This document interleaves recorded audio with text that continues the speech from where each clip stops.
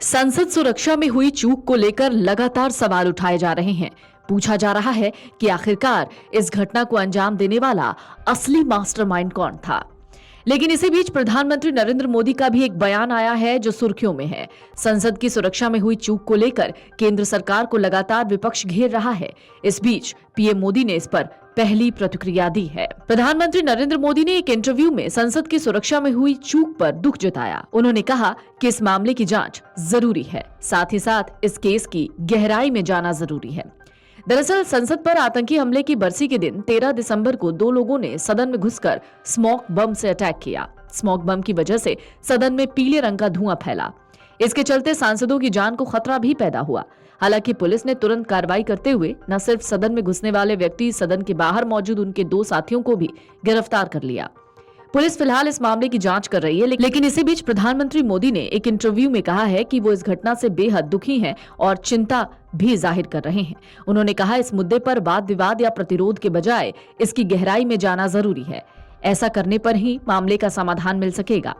संसद की सुरक्षा में हुई चूक को लेकर विपक्ष लगातार केंद्र सरकार पर निशाना साध रहा है। पीएम मोदी ने कहा कि संसद में घटित हुई घटना की गंभीरता को कम शब्दों में आंका नहीं जा सकता। स्पीकर ओम बिरला गंभीरता के साथ इस मामले को लेकर सभी जरूरी कदम उठा रहे हैं।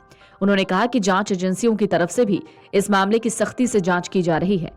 पीएम का कहना है कि इसके पीछे कौन से तत्व शामिल हैं, इसकी भी गहराई में जांच जरूरी है। प्रधानमंत्री मोदी दरअसल एक हिंदी अखबार को इंटरव्यू दे रहे थे। इस दौरान उन्होंने कहा कि संसद में जो घटना हुई उसकी गंभीरता को जरा भी कम नहीं आंकना चाहिए। जांच एजेंसियां सख्ती से जांच कर रही हैं। इसके पीछे कौन कौन से तत्व हैं और उनके मंसूबे क्या हैं, इसकी गहराई में जाना उतना ही जरूरी है।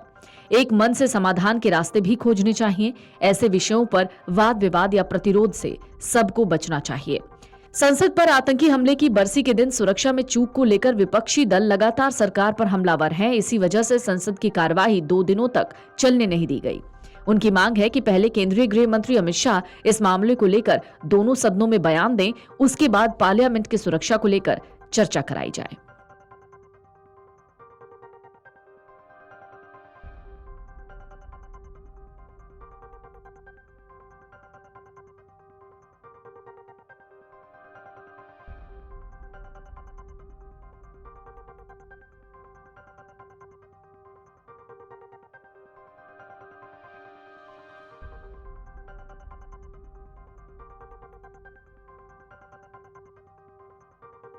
वीडियो डेस्क अमरउजाला.com। अगर आप ये वीडियो YouTube पर देख रहे हैं तो हमारे चैनल को सब्सक्राइब करें और बेल आइकन को दबाना ना भूलें। अगर आप Facebook पर ये वीडियो देख रहे हैं तो हमारे पेज को लाइक करें।